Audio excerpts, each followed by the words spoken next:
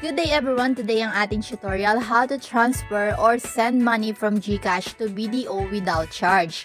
Well, hindi lang to para sa may BDO kasi pwede rin kayo makapag-transfer sa Metrobank, Landbank, BPI, and PNB nang walang binabayadan. Yes, possible yan. Pero kailangan nyo munang mag-save or i-save nyo muna yung money nyo sa may GSave. Madali lang yan. Kung gusto nyo ng guide, ilalagay ko na lang din yung link sa my comment section. And after that, kailangan nyo din i-link yung GSave nyo sa may CIMB Bank. Don't worry mga kabomboms dahil ang dali lang gawin yan. Ilalagay ko yung mga links sa may comment section para meron kayong step-by-step guide. Okay, let's proceed. Here, ayan, makikita nyo dito sa may BDO app, meron akong 2,104.70. Pinapakita ko to sa inyo para mamaya makikita nyo kung gaano kabilis magre-reflect sa account na to yung ipapasa natin galing sa my GCash na nakakonect na sa ating CIMB app. Okay, open na natin yung ating CIMB app. And here, makikita natin yung ating total balance. Punta na agad tayo dito sa may transfer. Now, tap natin yung two other banks.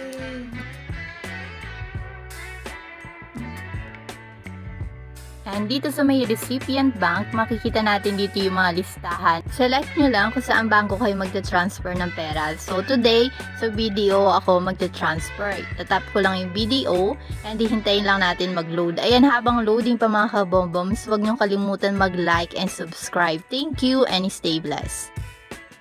Mababasa natin dito kapag yung amount na isi-send mo higit 50,000, automatically yung app isi-select niya yung PesoNet or DragonPay kung alin yung available. Okay, dito sa may recipient bank, ayun nga, BDO Unibank yung ating papasahan. Then recipient's account name, ilalagay nyo kung anong pangalan ng papasahan nyo. And recipient's account number, importante yan. I-check nyo mabuti kung tama yung mailalagay nyo recipient's account number. And dito sa may transfer from, ay mababasa nyo dito na sa may GSave galing tong ita-transfer ko. Kinonect ko kasi dito sa may CIMB app. Alright, so dito sa may amount, ilalagay nyo lang din kung magkano ba yung ipapasa nyo sa may senda nyo ng pera. And pwede rin natin tong iset as favorite para hindi na tayo next time mag-i-input dito ng details. Pwede rin tayo dito mag-set ng scheduled transaction sa mga meron empleyado dyan. And palagi kayong busy, pwede nyo enable tong set as scheduled transaction. Alright, kapag na-input na natin yung details, pwede na natin itap yung continue, magkukulay orange yan. Tap lang natin. Wait, enable ko na din pala tong set as favorite para makita nyo, okay?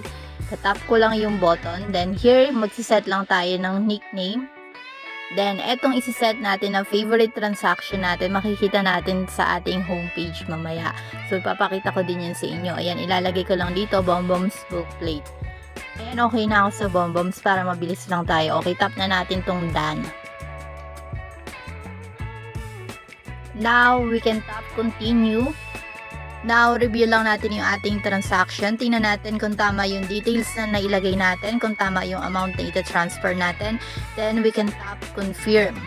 Alright, para ma-confirm na natin yung ating transaction, i-input lang natin dito yung ating 6-digit MPIN. Then, enter lang natin.